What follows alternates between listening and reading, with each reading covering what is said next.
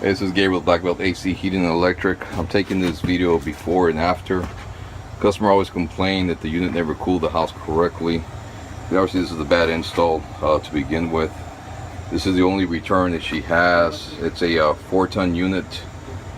She's always complaining that the filter is always collapsing inwards. It's usually a sign that the unit is struggling very hard to suck in air.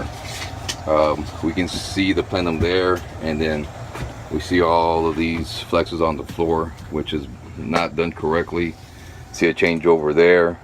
So we're going to be building a large plenum. From here you can see we can suspend the unit in the air, and we're going to build a plenum going across here, and it's going to tee off all the way to that side and vice versa going down that way over there.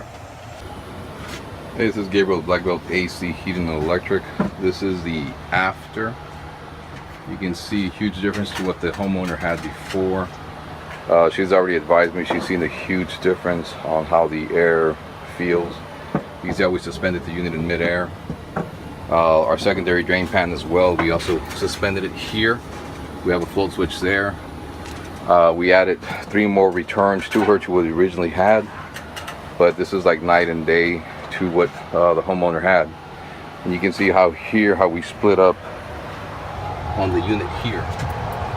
So there's a tremendous difference to what the homeowner has told me how the entire house feels.